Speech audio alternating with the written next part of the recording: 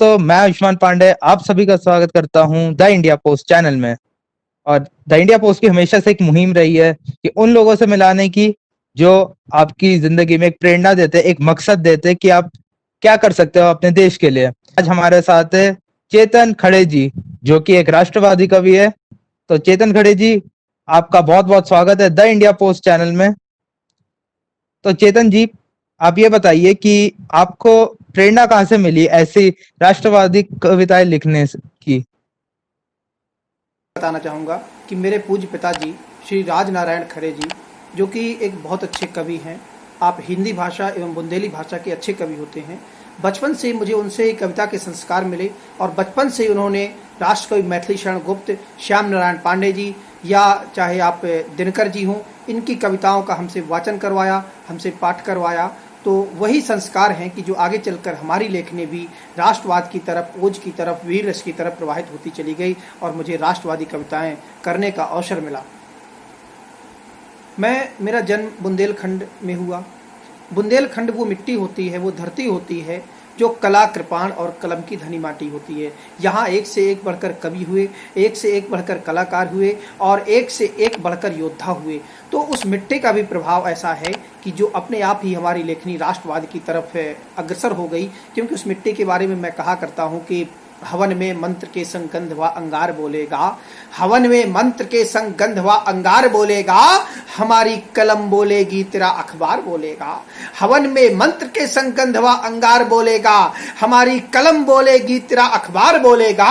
मैं आल्हा और ऊदल की महोबा की धरा का हूँ, जहाँ का बोलता पानी वही संसार बोलेगा, जहाँ का बोलता पानी वही संसार बोलेगा। तो बहुत बढ़िया चेतन जी, हमारे दर्शकों को कुछ अपनी कविताएं सुनाएं। मैं अपने पावन कविकुल को कुछ पंक्तियों के माध्यम से प्रणाम निवेदित करता हूँ। इसके बाद आगे कविताएं सुनाऊंगा। पंक्तियां रखता हूँ मैं कि अक्षर अक्षर के पूजक हैं, अक्षर अक्षर के पूजक ये, वाणी के आराधक ये हैं, मानवीय मूलों के रक्षक, शब्दों के भी साधक ये हैं, राष्ट्र धर्म के परम हितैषी, स्वदेशी अंदाज यही हैं, संत जनों की त्याग तपस्या, शहंशाह के ताज यही हैं, उमा और कैलाशपति के मन के अंतर्द्वंद यही हैं, वाल्मीकि रामायण भी हैं, मानस के भी छंद यही हैं, ये कबीर की साखी हैं, पावन गुरुवाणी ये हैं, ये कबीर की साखी हैं, पावन गुरुवाणी ये हैं, नदियों के कलकल से बहती कविता कल्याणी ये हैं। ये कबीर की साखी भी हैं, पावन गुरुवाणी ये हैं, नदियों के कलकल से बहती कविता कल्याणी ये हैं। सूरदास के वात्सल्य, और क्या है कवि कुल कि सूरदास के वात्सल्य, ममता की पूरी खान यही हैं, केशव के मीरा के सुर से उपजे केशव का गुणगान यही है, अंधकार को हरने वाले पावन दिव्य प्रकाश यही हैं, धर्म ध्वजा के सच्चे वाहक हर युग में ही खास यही हैं, बीच भंवर में फंसे पार्थ को धर्म बताने वाले ये हैं, कृष्ण रूप में पावन गीता ज्ञान सुनाने वाले ये हैं, कृष्ण रूप में पावन गीता ज्ञान सुनाने वाले ये हैं, सिंहासन की गलती पर भी ये ललकारा करते हैं, वर्तमान के कवि भावी इतिहास संवारा करते हैं, पीड़ाओं के गायक भी हैं, पीड़ाओं के गायक भी हैं, राष्ट्रवाद के पोषक ये हैं, स्वर्ग लोक के देवस्वरों के धरती में उद्घोषक ये हैं।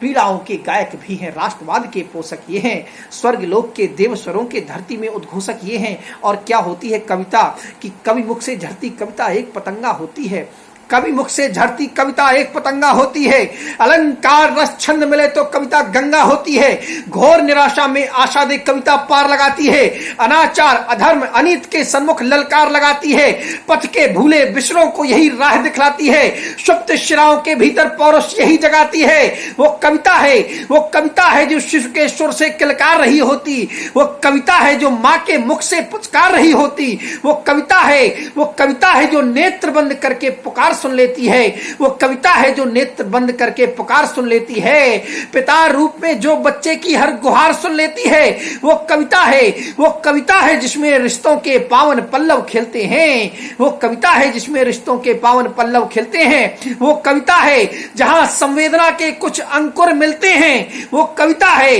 वो कविता है जो बोझ सृष्टि का खुद में साधे रहती है, वो कविता है जो बोझ सृष्टि का खुद में साधे रहती है, वो कविता है जो हम सबको आपस में बांधे रहती है।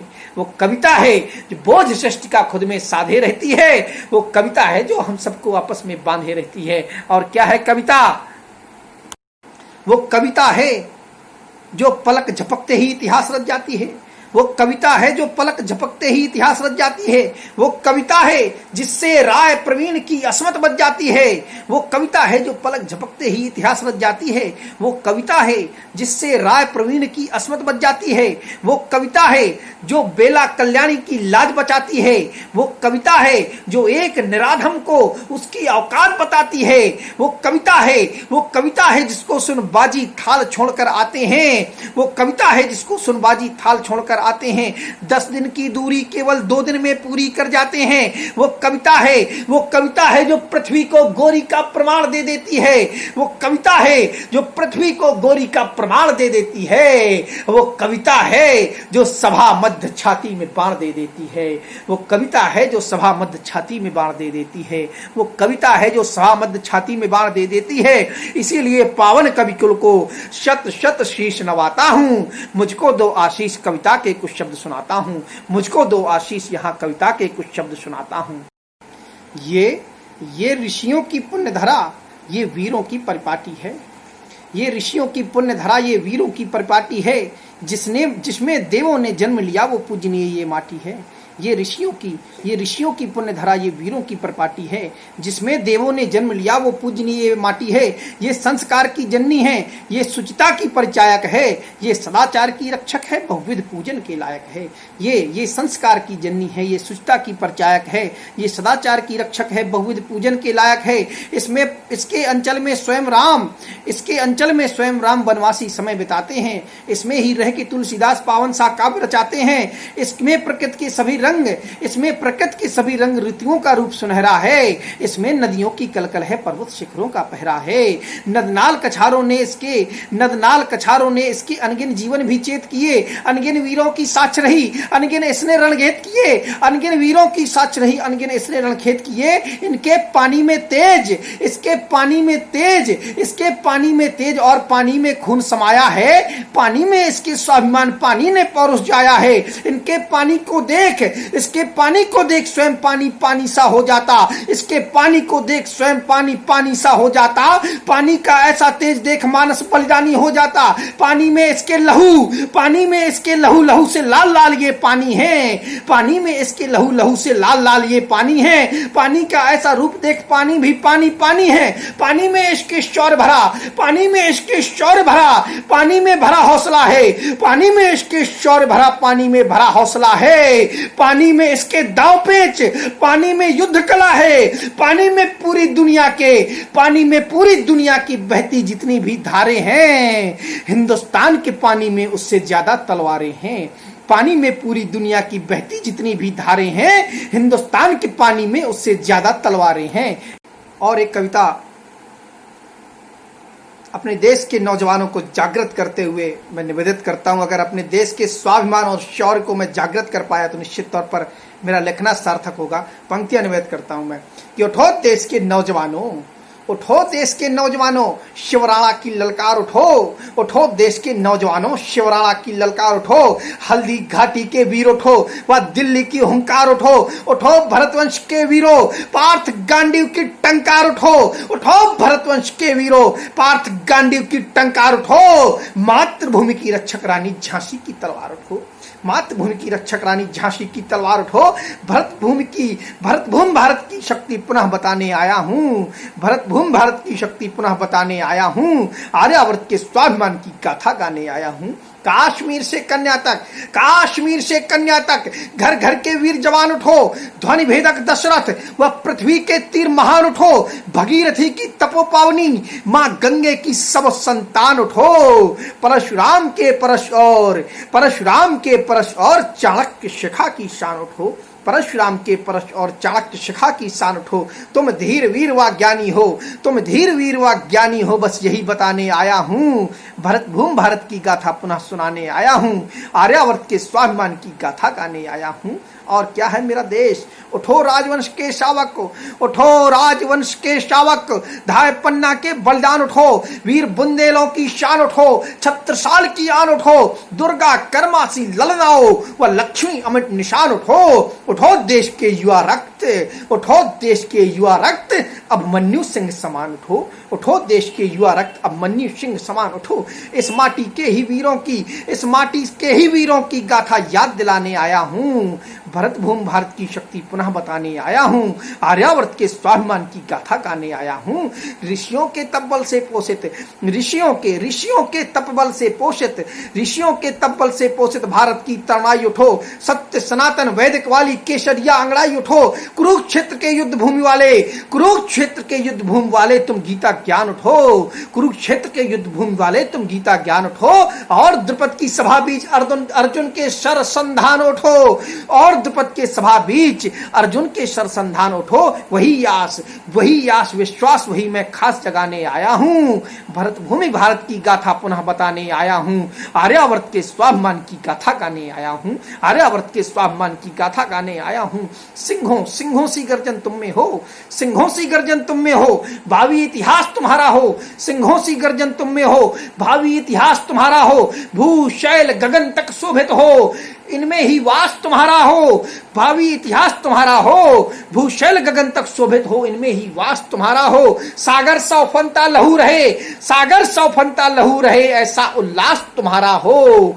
पदचाप से दुश्मन थर्राए, पदचाप से दुश्मन थर्राए, ऐसा आभास तुम्हारा हो। पदचाप से दुश्मन थर्राए, ऐसा आभास तुम्हारा हो। युवा रक्त के राष्ट्रभक्ति का बिगुल बजाने आया हूँ। भरत भूमि भारत की शक्ति पुनः बताने आया हूँ। आर्यावर्त के स्वाभिमान की गाथा गाने आया हूँ। आर्यावर्त के स्वाभिमान की गाथा गाने आया हूँ। मैं हिंदुस्तान के अपने गौरवशाली इतिहास से एक गाथा जो स्वर्ण अक्षरों में लिखी गई, जिससे आज की युवा पीढ़ी को सीख लेना चाहिए कि अपने राष्ट्र धर्म की रक्षा के लिए, अपनी अस्मिता की रक्षा के लिए हमारे वीरों ने, वीरांगनाओं ने कितना त्याग और बलिदान किया है। मैं वही गौरव गाथा कुछ पंक्तियां आपके समक्ष रखता हूं। ये पंक्तियां महासती माँ महारानी पद्मिनी के जीवन गाथा को ध्यान में रखकर रखी गई हैं और उन्हीं की गौरव गाथा है ये। मैं पंक्तियां निवेदित करता हूँ कि धन्य धन्य ये पुण्य भूमि, ये धन्य हमारी थाती है। आप अपने हिंदुस्तान का वो चित्रण अपने मन मस्तिष्क में, मानस पटल पर रखिएगा। और मैं पंक्तियां पढ़ता हूँ कि धन्य धन्य ये पुण्य भूमि, ये धन्य हमारी थाती है। धन्य हमारी ये संस्कृति जो रत्नों को उपजाती है। धन्य धन्य ये पुण्य भूमि, ये धन्य हमारी थाती है। धन्य हमारी ये संस्कृति जो रत्नों को उपजाती है। धन्य हमारी ये वस्तुआ जिस पर हम गौरव करते हैं। धन्य हमारी आन बान जिस पर हम जीते मरते हैं। धन्य हमारी मातृ शक्ति जो जग को पाठ पढ़ाती हैं। स्वयं शक्ति के कई रूप धर इस दुनिया में आती हैं। धन्य धन्य मैं उसी शक्ति के रूपों का आराधक हूँ। लिए हाथ में कलम बना मैं उसी शक्ति का साधक हूँ। हे शक्ति मुझे दो शक्ति, हे शक्ति मुझे दो शक्ति, लिखूं मैं गौरवमयी कहानी को। इतिहासों में दबी हुई उस गोहिल वंश की वाणी को, शशि मयंक समरूप सूर्य से तेज क्षीर से पानी को। सीता जैसी सती और हाड़ी जैसी बलिदानी को, सीता जैसी सती और हाड़ी जैसी बलिदानी को। मुगलों का दम मिटाने वाली मिट्टी राजस्थानी को। शक्ति शौर्य साहस सतीत्व की उस संपूर्ण निशानी को। वीर सिंहनी पतित पावनी दुर्गा लक्ष्मी कल्याणी को। 16,000 के संग अग्नि में जौहर करती रानी को। 16,000 के संग अग्नि में जौहर करती रानी को। और उनका चित्रण करता हूँ थोड़ा सा, वो कहाँ से थी, कैसे माँ पद्मिनी हमारे देश में आई, कैसे चित्तौड़ तक उनका आना हुआ। कि भरत भूमि के दक्षिण में रमणीय क्षेत्र एक आता था। उनके शौर्य पराक्रम साहस श्रृंगार और तेजस्वी दोनों रूपों का चित्रण भी आगे की पंक्तियों में आपको मिलेगा। कि भरत भूमि के दक्षिण में रमणीय क्षेत्र एक आता था, जहां वीर विक्रम सिंह जी का धर्म ध्वजा लहराता था। यहां आर्य विद्वानों ने बौद्धियों को जाय हराया था। जपनापुरी नरेश ने वैदिक धर्म आर्य अपनाया था। जिनकी पुत्री सकल विश्व में ऐसी एक तरुणाई थी। रूप गुणों में नहीं पद्मिनी की दूजी परछाई थी, जिनकी पुत्री सकल विश्व में ऐसी एक तरुणाई थी। रूप गुणों में नहीं पद्मिनी की दूजी परछाई थी, देख पद्मिनी की सूरत को देवलोक हर्षाता था। उस युवती का नूर निशा को भी दिनमान बनाता था। यौवन की मोहक सुगंध बेला कचनार चमेली थी, नर्म रेणुका से कपोल, नख से शिख तक अलबेली थी। चपल चंचला सा चितवन, भवों का रूप कटारों सा, अधर सुधारस के जैसे उन्माद गंग की धारों सा। स्याह मेघ से घने केश, स्याह मेघ से घने केश भी कृष्ण पक्ष से लगते थे। रंध्र नासिका कण पल्लव के महल कक्ष से लगते थे। दोनों बाजुएं लहराती जो सरता दिशा बदलती हो, पदचाप मधुर ऐसा जैसा हिरनी कुराट भर चलती हो। शोभित मर्यादित क्षेत्र जलधि के बने वक्र से दिखते थे, हाथों की अनगिन रेखाओं में शंख चक्र से दिखते थे। सौंदर्य प्राकृतिक ऐसा था जैसे बसंत इठलाता हो, सौंदर्य प्राकृतिक ऐसा था जैसे बसंत इठलाता हो, या क्षीर नीर के बीच बैठकर हंस मधुर ध्वनि गाता हो। उस पर जब श्रृंगार करें तो सुघर सलोनी लगती थी, और तीन लोक की सुंदरता भी उस पर बौनी लगती थी। उस पर जब श्रृंगार करें तो सुघर सलोनी लगती थी, तीन लोक की सुंदरता भी उस पर बौनी लगती थी। और उनके तेजस्वी रूप का चित्रण किस तरह किया कि रूप गुणों के साथ तेज से भरी हुई छत्राणी थी। ज्ञान ध्यान में दक्ष मन हुआ पूर्ण प्रज्ञ ब्रह्माणी थी। युद्ध कला में दक्ष ढाल तलवार चलाने वाली थी। चीर शत्रु का वक्ष युद्ध भूचाल मचाने वाली थी। वो जगदम्बा थी, वो काली थी, वो खप्पर वाली होती थी, वो महागौरी माँ के त्रिशूल जैसी मतवाली होती थी। असुर हो दोनों हाथ बाणों की वर्षा करती थी। उसकी कमान की ताकत से लाखों की सेना डरती थी। बिजली की चपल तरंगों सा सरसर वो बाण चलाती थी। भुजदंड का दुष्टों के वो मुंडों का ढेर लगाती थी। करती जहां भीषण युद्ध वहां अंधेर दिखाई देता था। गजवाज मनुज की लोथों का बस ढेर दिखाई देता था। जो सौम्य रूप में राधा जैसी सरल सर्जना लगती थी, रौद्र रूप में कुरुक्षेत्र की कृष्ण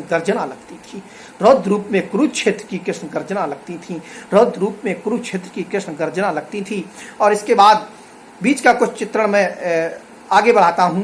और याद करिएगा वो समय जब गोरा बादल के अप्रतम शौर्य और पराक्रम से महाराजा रावल रतन सिंह खिलजी के कैद से मुक्त होकर वापस चित्तौड़ पहुंच जाते हैं। तब वो अपने राज दरबार में अपने वीर योद्धाओं को, अपने सैनिकों को संबोधित करते हुए कहते हैं, मैं इतनी सी पंक्तियां ये और शाका और जौहर का चित्रण रख के अपनी कविता समाप्त करूंगा। बहुत बड़ी कविता है, पूरी कविता अभी ना सुनाकर फिर कभी सुनाऊंगा, मैं पंक्तियां निवेदित करता हूं, याद करिएगा वो समय। कहते हैं महाराजा रावल रतन सिंह कि चला व्यवस्थित राज्य हमारे जनहित नेक विधानों से। हमें अपना इतिहास, अपना गौरवशाली इतिहास पूरे देश में सुनाना चाहिए, पूरे देश में गाना चाहिए। मैं उसी गौरवशाली इतिहास से पंक्तियां निवेदित करता हूं। कहते हैं महाराजा रावल रतन सिंह कि चला व्यवस्थित राज्य हमारे जनहित नेक विधानों से, और सुरक्षित रहा सदा तुम वीरों के बलिदानों से। लेकिन तुमको दिखता जो ये उगता हुआ सवेरा है, उसके पीछे मुझको दिखता काली घटा का डेरा है। क्योंकि बैठा शत्रु क्रुद्ध हो देख युद्ध का पानी, अब की खिलजी भेजेगा लड़ने को लाखों सेनानी। इसीलिए कहते अपने सैनिकों से, इसीलिए मेवाड़ धरा की शान तुम्हारे हाथों में, घोल वंश की आन रक्त का मान तुम्हारे हाथों में। वीर सपूतो तुमने अपना पौरुष सदा दिखाया है। कितने ही युद्धों में तुमने केसरिया लहराया है। शत्रु दलों में दहशत होती मेवाड़ी तलवारों से। कितने ही तो गश खाते हैं देख खड्ग की धारों से। कितनी तो सेनाएं तुमसे युद्ध छोड़कर भागी हैं। कितनों ने डर से मेवाड़ी सीमा कभी न लांघी है। कितने ही रणबीर शूरमा पानी पानी चिल्लाए हैं। कितने तो इस पानी से हो पानी पानी घबराए हैं। कितनों के ललकार मात से पुर्जे ढीले हो जाते हैं, और सामना होते ही कपड़े गीले हो जाते हैं।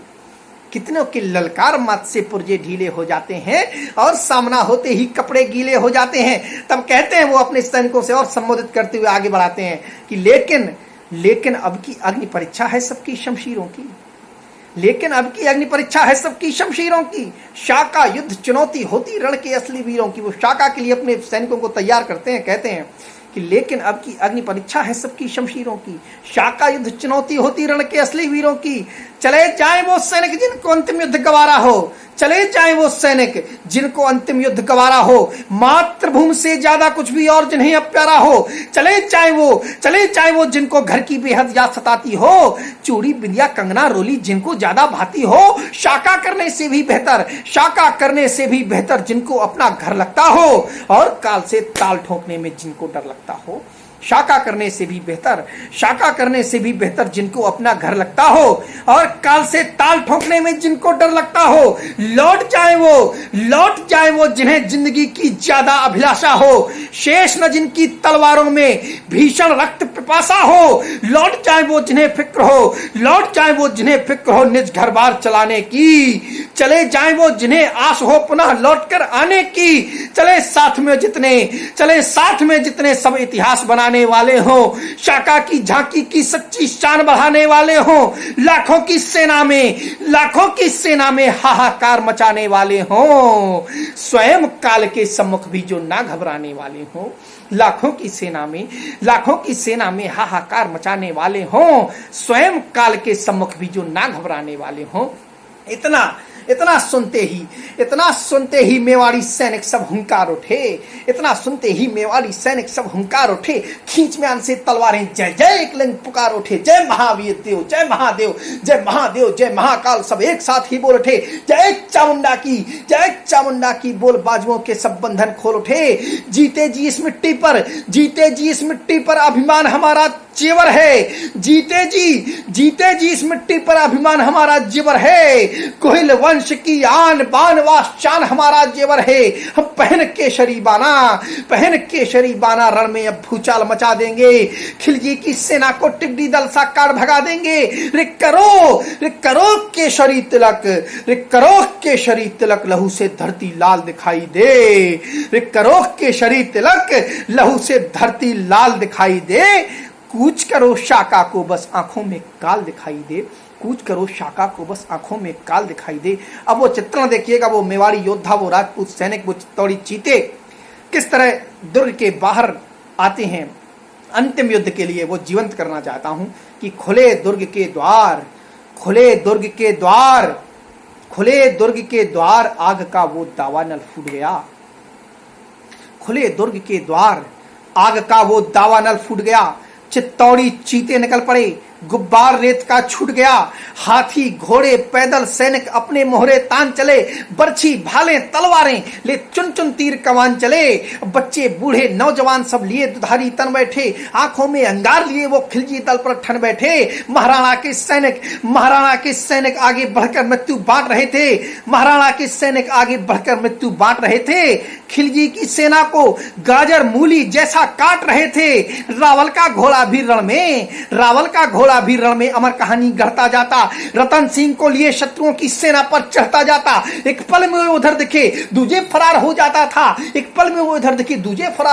था। पलक झपकते हाथी के सर पे सवार हो जाता था। रावल संघारते मुगलों को वो व्यूह तोड़ता जाता था। मदमस्त हाथियों के टापों से मुड़ फोड़ता जाता था। रावल संघारते मुगलों को वो व्यूह तोड़ता जाता था। मदमस्त हाथियों के टापों से मुड़ फोड़ता जाता था। बरछी भाले तलवारें व सरसर बाण निकलते थे। पलक झपकते युद्ध भूमि में अनगिन प्राण निकलते थे। कुछ सौ मेवाड़ी योद्धा लाखों मुगलों को छका रहे थे।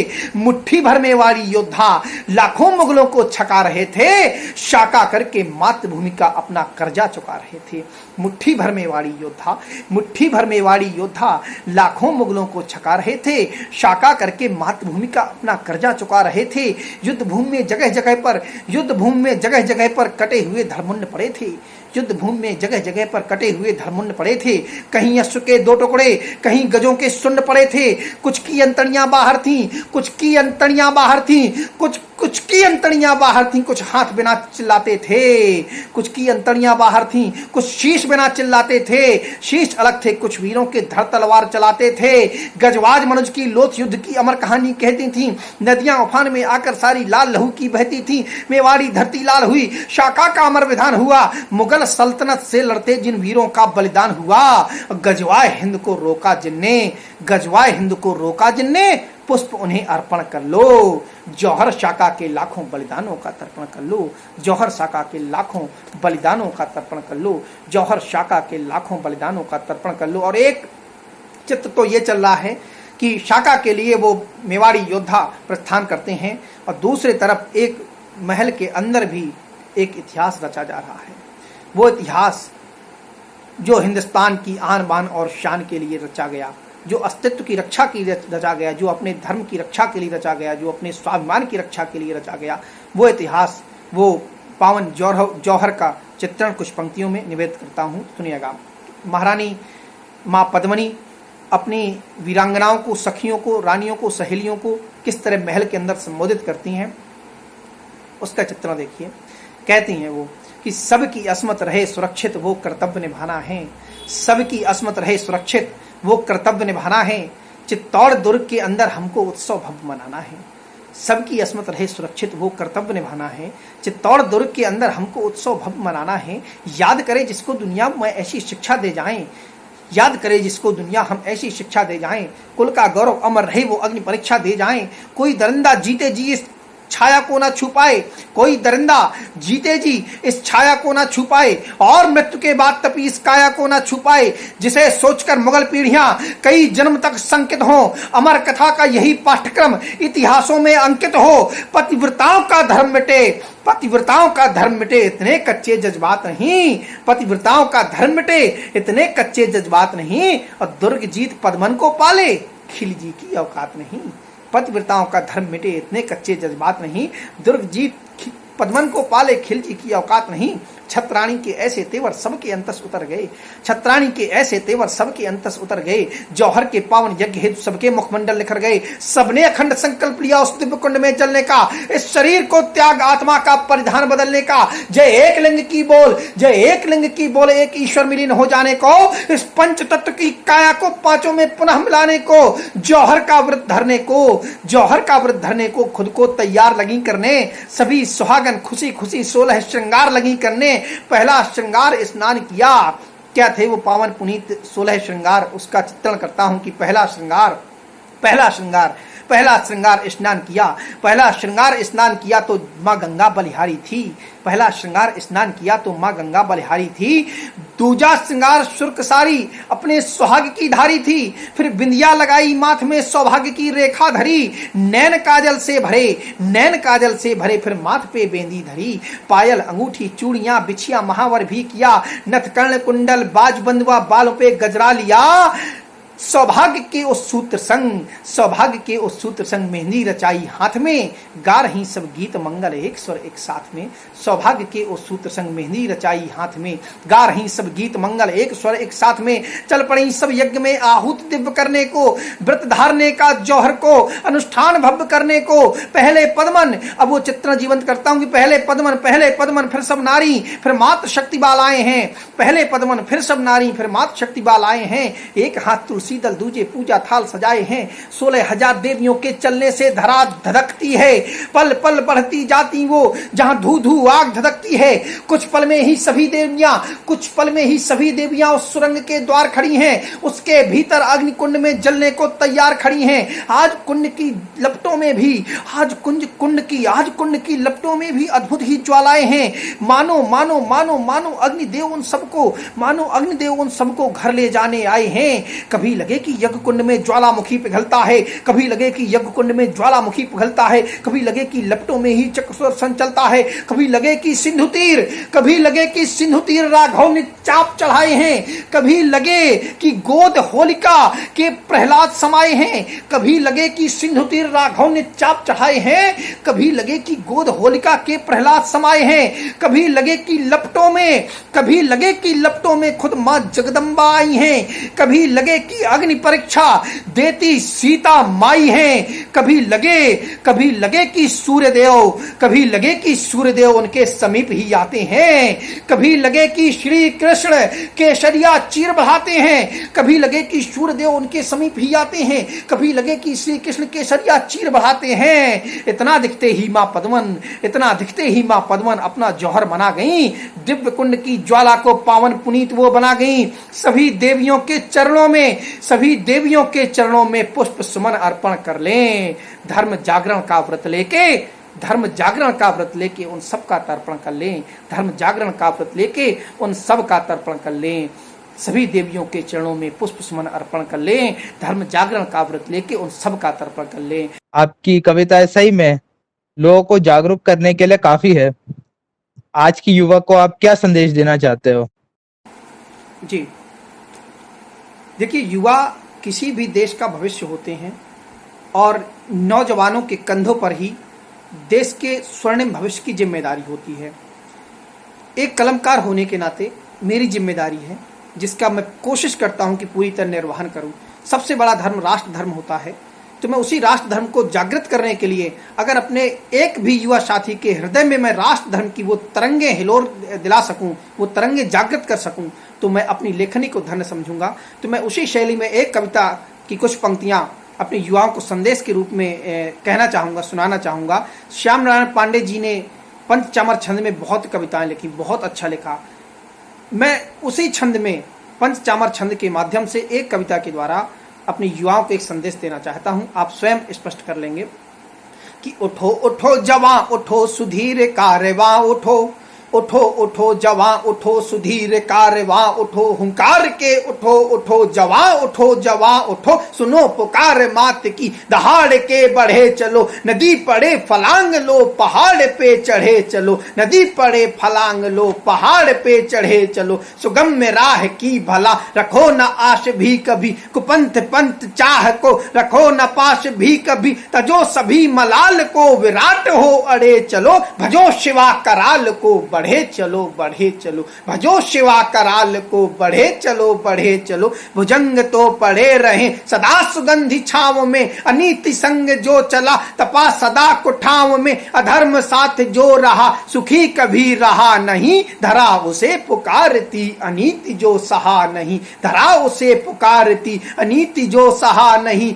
धरा उसे पुकारती अनीति जो सहा नहीं, जहां कहीं चलो सदा उमंग में कमी न हो, जहां कहीं चलो सदा उमंग में कमी न हो, जवान हो महान चक्षु में कभी नमी न हो, चले हवा विरोध की सुधीर हो झुको नहीं, जवान हो रुको नहीं, जवान हो रुको नहीं, भुजंग तो पड़े रहे सदा सुगंधि छाव में, अनीति संग जो चला तपा सदा कुठाव में, अधर्म साथ जो रहा सुखी कभी रहा नहीं, धरा उसे पुकारती अनीति जो सहा नहीं, सुधीर वीर देश के प्रताप से महान हो, शिवा समान शौर्य शक्ति भीम के समान हो, शिवा समान शौर्य शक्ति भीम के समान हो, बनो मिसाल एक रोशनी खिली सदा रहे, बनो मिसाल एक रोशनी खिली सदा रहे, कृपाण एक हाथ में व एक में गदा रहे, कृपाण एक हाथ में व एक में गदा रहे, हुंकार जो उठो कभी पहाड़ डोलने लगे, बड़े बड़े सुभट्ट आए हाथ जोड़ने लगे, ज्वलंत नेत्र दीप से धरा जलाए मान हो, लगे समीर सूखने परास्त आसमान हो, अदम्य शक्ति पुण्य भी भरा प्रचंड सा रहे, ललाट में सदैव तेज मार तंड सा रहे, करो विराट युद्ध गिद्ध स्वाद लूटने लगे, करो विराट युद्ध गिद्ध स्वाद लूटने लगे, गिरे पड़े शरीर से फुहार फूटने लगे, गिरे पड़े शरीर से फुहार फूटने लगे। और मैं अंत में कहना चाहूंगा कि युग की सुप्त शिराओं में कविता पौरुष भरती है, युग की सुप्त शिराओं में कविता पौरुष भरती है, वो समाज मर जाता है जिसकी कविता मरती है। आपने कविता के माध्यम से मुझे देश और धर्म को जागृत करने का जो अवसर दिया, उसके लिए मैं इंडिया पोस्ट न्यूज के पूरे टीम का आभार व्यक्त करता हूं और इसके साथ ही मैं कहना चाहूँगा अपने दर्शकों से कि इंडिया पोस्ट न्यूज़ देश का एक बहुत अच्छा राष्ट्रवादी विचारधारा का, क्रांतिकारी विचारधारा का और धर्मपरायण चैनल है और ये धर्म और राष्ट्र की रक्षा के लिए जागृत करने वाले कंटेंट हमेशा नए नए आपके बीच लाता रहता है। तो मैं आपसे निवेदन करूंगा कि इसको आप लोग ज़्यादा से ज़्यादा शेयर करें और अपने मित्रों के बीच में, अपने सगे संबंधियों तक इनको पहुंचाने में सहयोग करें। जितने भी आप ज़्यादा से ज़्यादा दर्शकों को इसके साथ जोड़ सकेंगे वो धर्म और राष्ट्र को संबल प्रदान करेगा। और इन्हीं शब्दों के साथ मैं आप सभी को एक बार पुनः प्रणाम निवेदित करता हूं। बहुत बहुत धन्यवाद। जय हिंद, जय भारत, वंदे मातरम। धन्यवाद चेतन जी। तो इसी के साथ आज हम अपना शो यहीं खत्म करते हैं। बहुत बहुत शुक्रिया चेतन जी, आप हमारे शो में आए। हमें हमें आशा है कि आज हमारे शो में बहुत से लोग आपकी कविताएं सुन के प्रेरित हुए होंगे और